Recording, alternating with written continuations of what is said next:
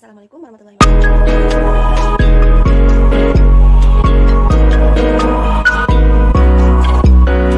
Assalamualaikum warahmatullahi wabarakatuh.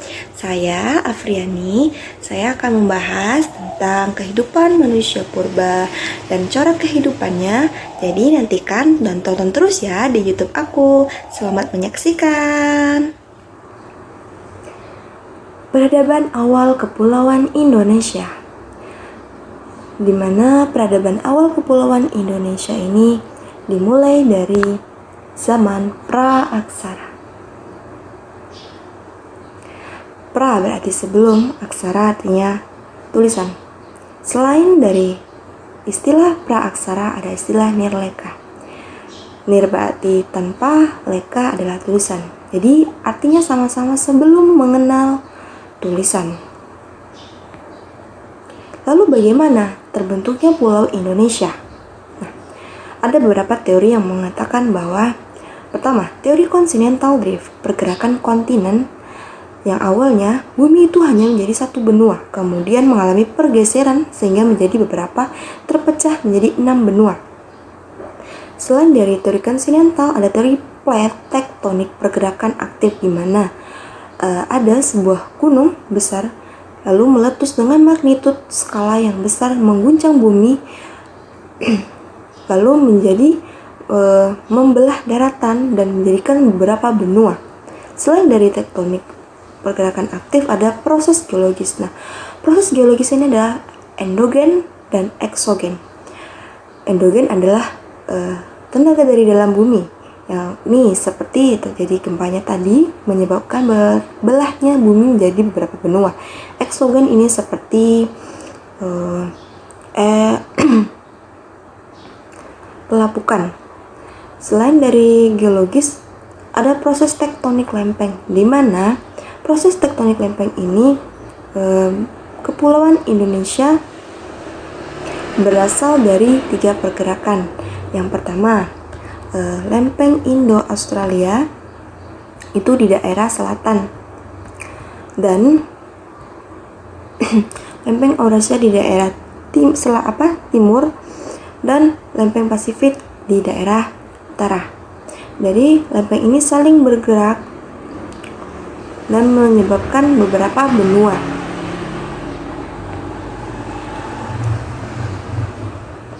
Penemuan manusia purba di daerah Sangiran pertama kali ditemukan oleh Pak P.I. Sukemuilin tahun 1864 dengan laporan penemuan fosil vertebrata di wilayah Sangiran. Nah, fosil ini sudah lama terlupakan nih penemuan Pak Sukemuilin ini. Nah, pada saat itu Pak Ejen de Bos datang, namun beliau tidak terlalu tertarik dengan penemuan Pak Sukemuilin. Lalu dilanjutkanlah oleh Bapak Gustav Hendrik Rapp von Koningswald pada tahun 1934. Beliau menemukan sebuah artefak litik. Nah, di daerah Sangiran. Lalu di daerah Trinil, Ngawi, Jawa Timur. Di daerah ini oleh Bapak Ejen de Bos. Bapak Ejen de Bos ini menemukan tengkorak Pithecanthropus erectus dan beberapa tulang fragmen paha ke bawah. Nah, di mana ditemukan bahwa Pithecanthropus erectus ini memiliki otaknya bervolume 900 cc atau di atas kera, karena kera adalah 600 cc. Dan manusianya sudah mengalami modern. Lalu tapi tulang keningnya sangat menonjol dan bagian belakang matanya masih ini besar. Nah, selain temuan dari Trinil ada ini beberapa jenis manusia purba. Nah,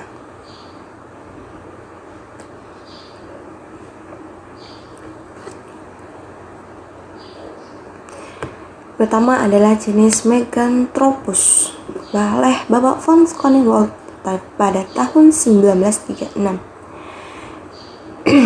Ini pada hidup Pleistosen awal.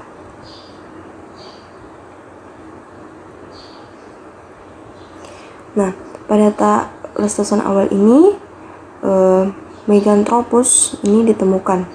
Kenapa dinamakan Meganthropus? Karena memang dia megatutnya besar, jadi manusia yang besar, karena badan dia itu tegap berdiri, tulang keningnya menonjol, makanannya masih tumbuh-tumbuhan. Lalu jenis Pithecanthropus oleh Bapak Etienne de Bos pada tahun 1890.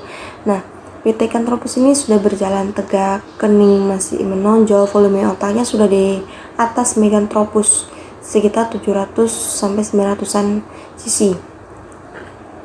Ini hidup pada Pleistosen tengah.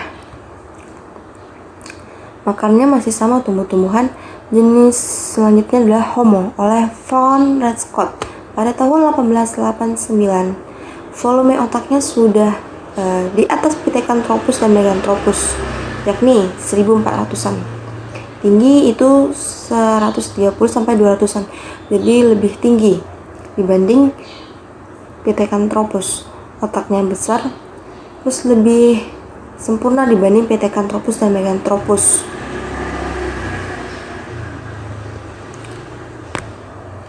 Nah, penggolongan Homo sapiens tadi. Penggolongan Homo sapiens itu ada manusia wajak dan manusia liang buah. Nah, ini ditemukan oleh Van der Schouten pada tahun 1889 di daerah wajak. Ini volume otaknya 1600-an, tingginya sekitar 170-an.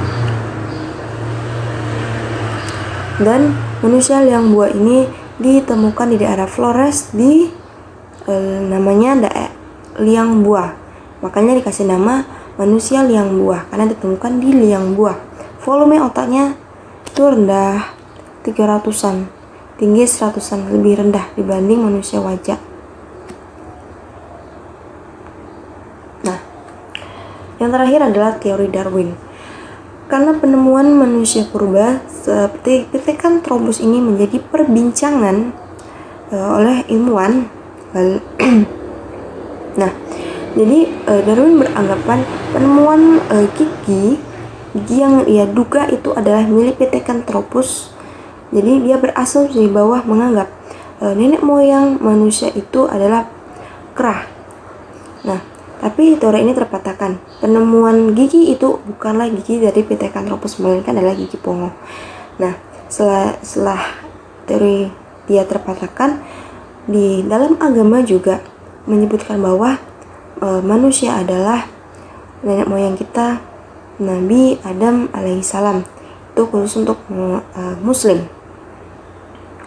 Baiklah. Sekian. Terima kasih ya sudah menonton di YouTube aku. Jangan lupa subscribe dan share, jadi biar kalian gak ketinggalan video aku. Dan teman-teman kalian juga bisa belajar dari YouTube aku. Terima kasih. Wassalamualaikum warahmatullahi wabarakatuh.